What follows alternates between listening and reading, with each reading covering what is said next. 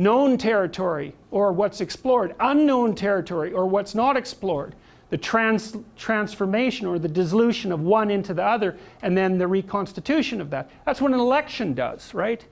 It's like, okay, we have our leader who's the person at the top of the dominance hierarchy and defines the nature of this particular structure. There's an election.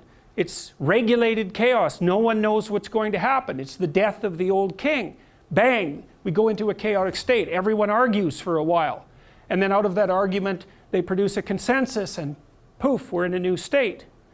Right? That's the meta story, right? Order, chaos, order. But it's partial order, chaos, reconstituted and revivified order. That's the thing, is that this order is better than that order. So there's progress.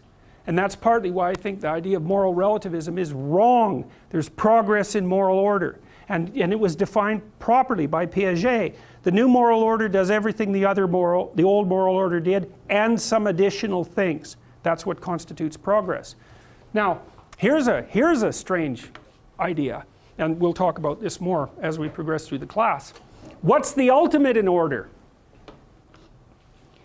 Well, it's not this, obviously, because it can collapse. And it's not this, because it can collapse. And so then you think, well, there's no ultimate order, even though there's progression. But then you have to move it up one level of abstraction. What's the ultimate order? Doing this. Willingness to do that. That's the ultimate order. Right? It's order at a different level of analysis, and you can see that's what's represented in that idea.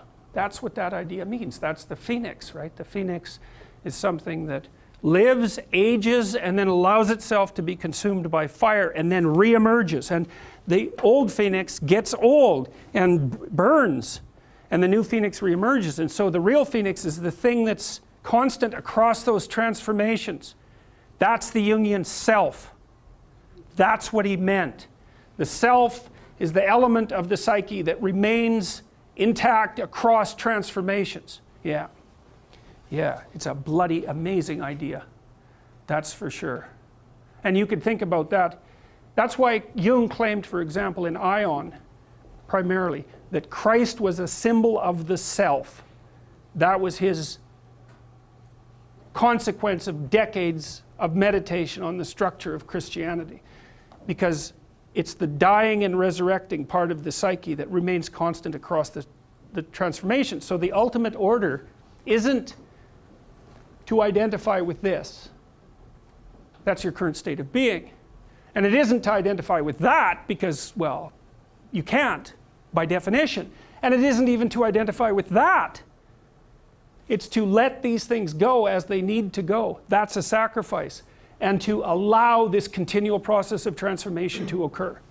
And part of that is the admission that you're wrong.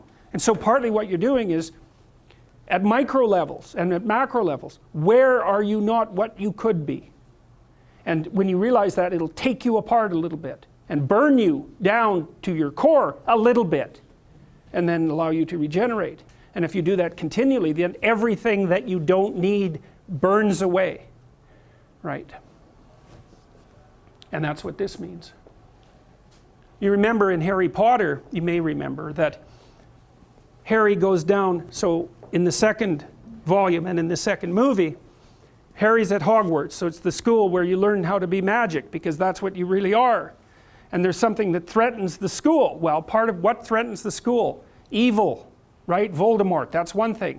But at the same time, it's also the snake that lurks underneath. It's the basilisk that threatens the school. And so the basilisk is the dragon, and when the basilisk looks at you, then you're paralyzed because you're a prey animal, and if a predator captures you in its gaze, you freeze. And the reason you freeze is because your body reacts to the predator as something that should turn you to stone. Sorry about that. So what do you do about the basilisk? Well, one thing you do is you run and hide. But the other thing you do is go confront it in its lair, and that's what Harry Potter does now. And what's interesting about him is he's also touched by evil, right? And that means that he's an embodiment of what Jung would regard as someone who's integrated the shadow. And without that capacity, he isn't able to communicate, say, with snakes.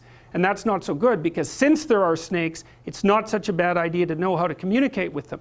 And he goes down into the underground, right, into the chaotic domain that's underneath the school in order to find the snake in its lair. Now, if I remember correctly, you tell me if I'm wrong. Doesn't he go down through a bathroom? Through a toilet? Right. Well, so that's an indication of the Jungian dictum that what you need most is to be found where you least want to look. I had a client once who actually had a dream like that. He dreamt that he had to go into the underground world through an outhouse.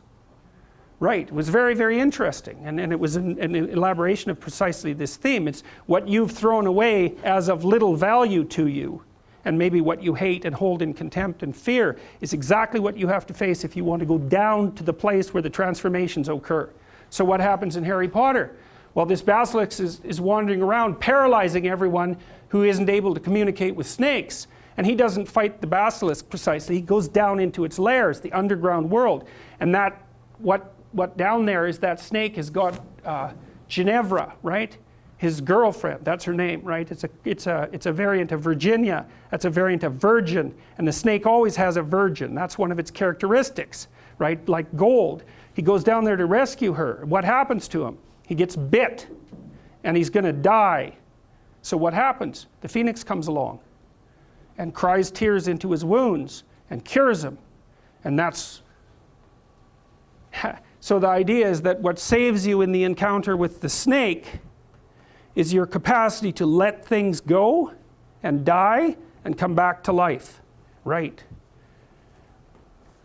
It's so interesting, that story's told in that way in that series of volumes, because the plot structure is perfect in a mythological sense. It's exactly right. And the phoenix actually happens to be the pet of the main wizard, which is also perfect. It's exactly right. So, you know, what's his name? Dumbledore. Yeah, he's basically, for all intents and purposes, God the Father.